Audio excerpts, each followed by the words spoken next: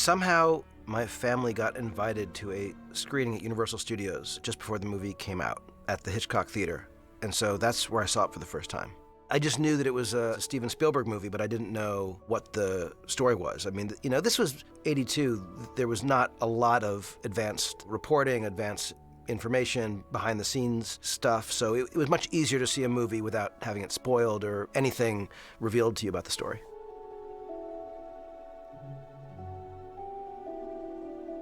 I was the perfect age to see E.T. I was 10 years old. It was 1982. I was born the same year as Henry Thomas, so I was the same age as the main character in the film, Elliot Taylor. I saw it in my hometown theater. I lived in this little town in Ohio, Ashland, and it played at the Ashland Square Cinemas, and my cousins had seen it the night before on Friday, opening night, and I had to leave the room because they were telling the whole story, I remember, and I knew I was gonna get to see it the following night, so I saw it that Saturday night.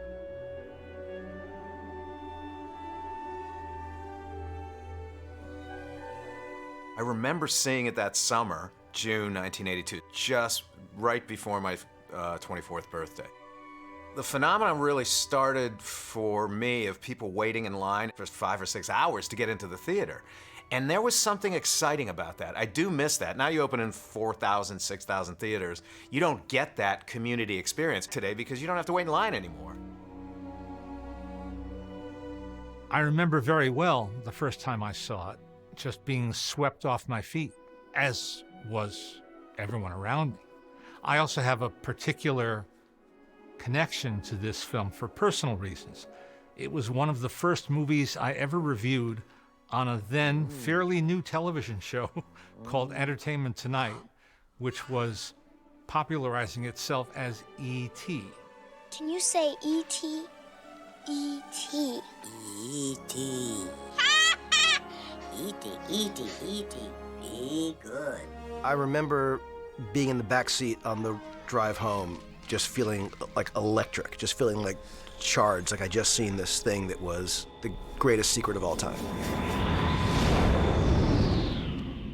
I couldn't wait to see it again. It dethroned Star Wars in my heart as my favorite film of all time, which is something I never expected. I was a kid who was obsessed with Star Wars, but E.T. did it. You could be happy here. I could take care of you. I wouldn't let anybody hurt you. I left the theater just completely in tears, emotional, and I probably went back 2 or 3 days later to see it again. Ouch. With anything that's a phenomenon, I mean, it suddenly is everywhere, and so lunchboxes and T-shirts and posters and all that. I started to bug my parents for these trading cards. I spent all morning looking for my complete set, could not find them, but I have them somewhere. But I found this one. And then I remember buying this book, Letters to E.T., after seeing it in my library. And you can see, this book belongs to Ernie. I remember feeling cheated. I had no idea that writing letters to E.T. was an option. He's studying you, remember? He's looking like this. He's looking at every part of your face, because he's never seen a face like yours before. You've never seen a face like his before. Now, this is an experiment now here, Henry. Now take your finger in your left hand and touch your mouth. Like that. Now, Caprice, touch your mouth. Good. One of the things that Steven inspired in me was this concept of being able to do things practically. Wow. Before you had the ability to do everything with CGI. And that's why I think the character of E.T. is so believable, because it's tangible. It's there in the frame. Can somebody pin the blanket right here to the arm, very gently right over here? I was a fan of Carlo Rambaldi before E.T. because he'd done King Kong and some of the work on that and the mechanics of it, so I was sort of like enamored with the stuff that he was able to do. It's amazing all the tricks that they used to get this creature to seem like he was this living, breathing thing, but the beauty of it, in my mind, is that the result is just so deeply emotional and so believable that even though sometimes very old school tricks were used to accomplish it, it doesn't really matter. I'm keeping him. Is he a boy or a girl? He's a boy. Elliot says he's a boy, because Elliot wants him to be a boy. Was he wearing any clothes? No.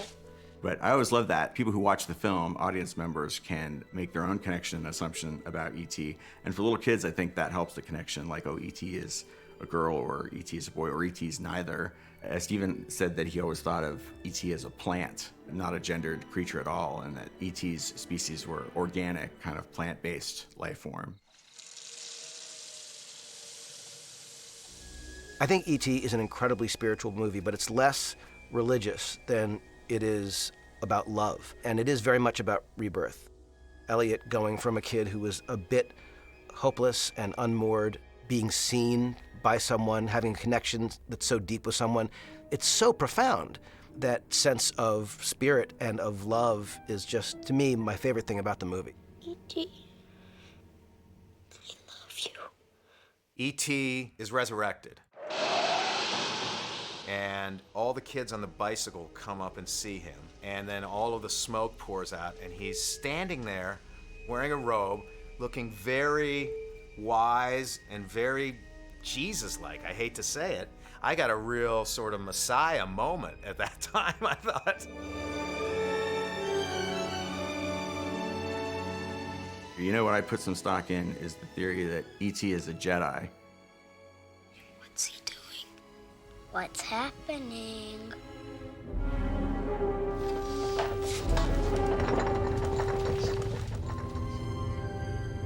But he has the same powers as a Jedi. Telekinesis, telepathy, the ability to levitate.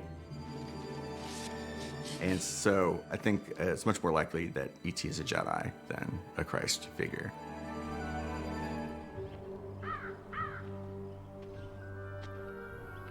Steven is kind of the established master of representing suburbia, especially in the 80s. What Stranger Thing is doing now is all riffing on Steven's version of 80s suburbia and the whole world of kids on bikes to go and have adventures. I loved the way that Steven positioned Elliot's house right at the edge of suburbia because it looks like it's at the edge of a magical forest and has a big mountain right behind it. And even though he's rooted in suburbia and lives in suburbia, there's this forest nearby where there's a magical creature who lives there. The suburbia I grew up in was a factory town in Ohio, but there are similarities, which are all the houses kind of look the same. We rode our bikes everywhere. That sort of feeling that people still call Amblin-esque. Tom, one more. I want a little more overacting on Papa Mama. I want a little more. Steven has so many remarkable skills. One of the undeniable ones is his ability to direct children. And I think that partly it's because he is such a sort of optimist at heart. I think that allows him to relate to children who I think are naturally optimistic. There's almost a psychic, you understand the word psychic? You know, ESP? Yeah. There's almost a psychic attraction. You're not sleepwalking, you're not dreaming, you're really conscious, but something is making you brave.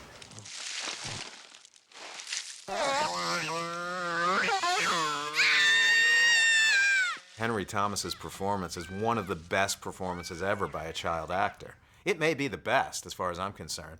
And again, that inspired me when I worked with children, just having the wisdom of Steven when I started to write for him and getting to talk to him about directing kids. Well, I'm ready Mill, you're now a to thief. play. I'm ready to play now, you guys. We're in the middle, Elliot. Can't you join any universe in the middle?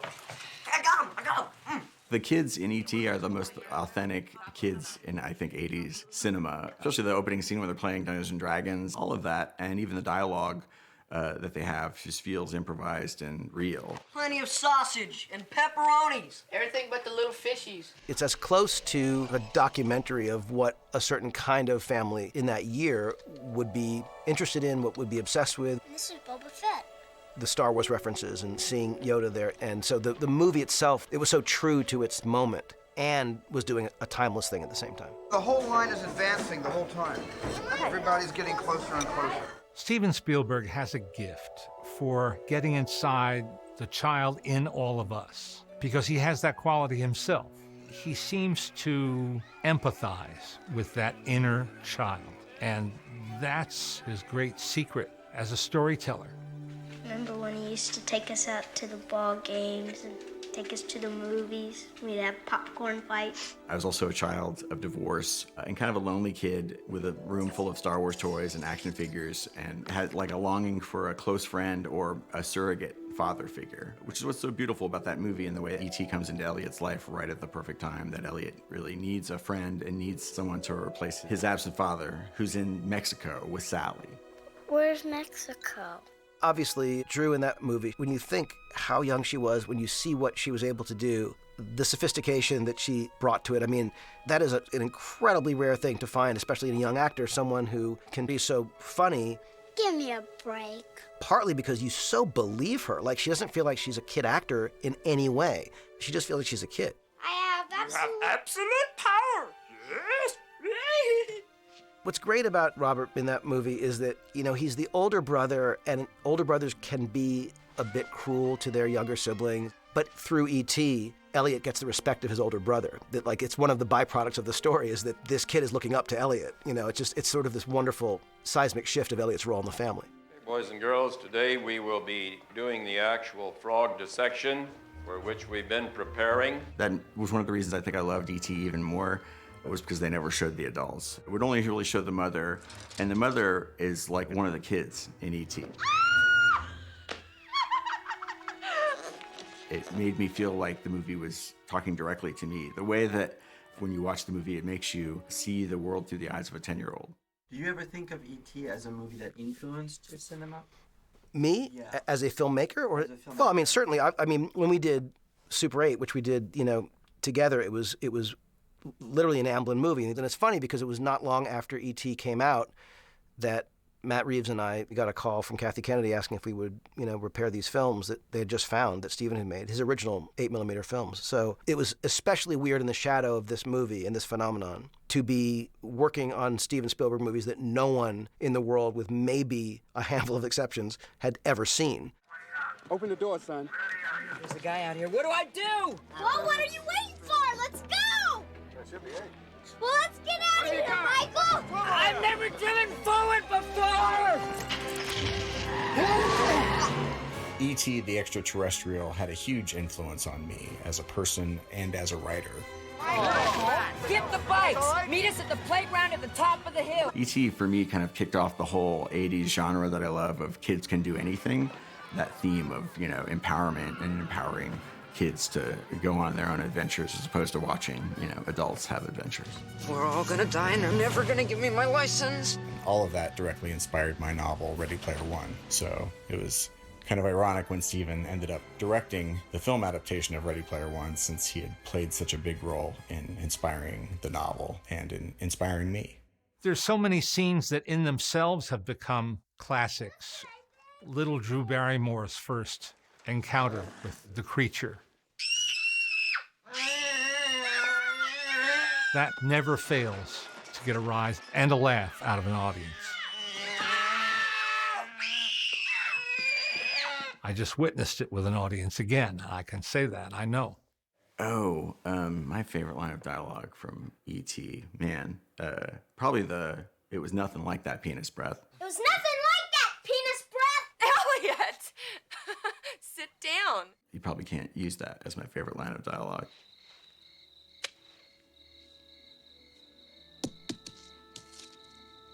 I like when Elliot steps on the pizza and he runs back inside to tell all his brother and his D&D friends that he saw something outside.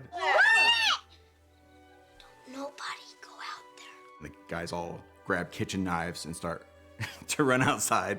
And Michael kind of does this sing-song line. He's like, "You stay here, Mom, we'll check it out." You guys stay right here. You stay here, Mom. We'll check it out. And put those knives back. I always love that. But E.T. Phone Home, oh my God, E.T. Phone Home was everywhere.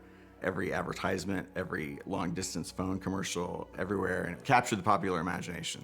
E.T. Phone Home. E.T. Phone Home was kind of the buzzword of that movie-going summer. E.T. Phone Home. Home. Phone Home. Phone Home. Does this mean they're coming? Yes. The scene where E.T. wakes up again, the thing about it that's so fantastic is that it's this amazing left turn from this like very emotional, heart-wrenching, heartbreaking moment into something that is hilariously sweet and funny and full of hope. The combination of emotions that you have in that moment, to me, it's unforgettable. By and large, my favorite scene of the film is the bike chase. Where are we going? To the forest! When the D&D nerds get to save the day, and they just have the most epic bike chase in cinema history. And the music, John Williams' score for the bike chase is also like my favorite piece of music in the film, and that whole scene is amazing. At the time, I was buying the vinyl of all the soundtracks, so I had most of John Williams' scores in my record library. And never in a million years did I think I'd get the opportunity to work with him. John and I have done 3 or 4 movies together, and I really think E.T. may be his best score. And that's hard to beat. I mean, the guy has written so many iconic themes, but I think E.T., it may be his most emotional score because of the theme. The one brilliance of John Williams is he writes themes that, when you leave the theater, after hearing it a couple of times in the film, you walk out singing it, humming it. That's the brilliance of John Williams, is that he can connect with an audience so intensely. If it would be convenient to go into the call. Yeah. The score is so profoundly moving, and I know that a lot has been said about how impossible it is to remove John Williams from the movies that he has scored. I mean, could they exist without each other? And I don't think that they could. You know, the work that John Williams does always galvanizes and sort of elevates everything, but John's score pushes it to a place where I defy you not to cry at the end of that movie.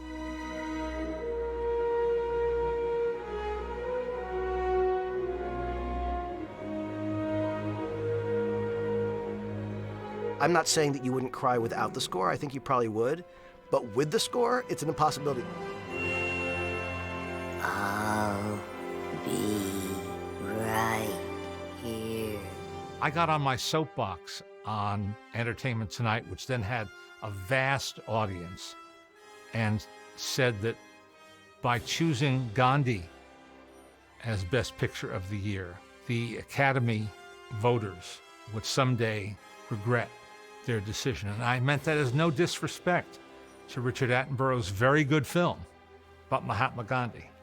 But I said the film that's going to be remembered and loved is E.T. the Extraterrestrial. And I don't like to brag, but I was right.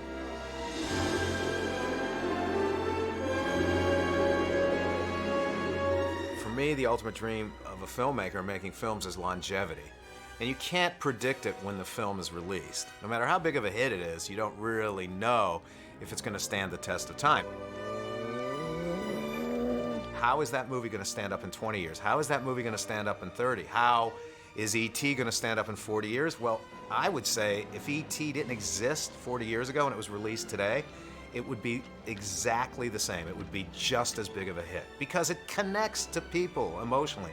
It's a very, very human movie.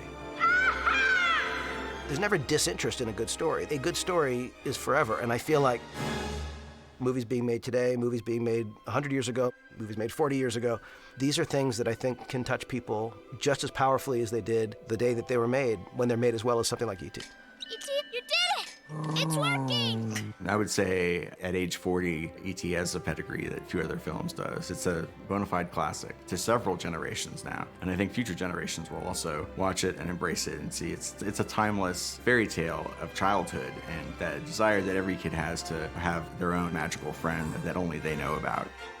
Is a theme that runs through so much children's fiction, but E.T. is kind of the cinematic masterpiece that captures that feeling. I'm sure somewhere right now somebody's showing E.T. to their kid for the first time and having a blast.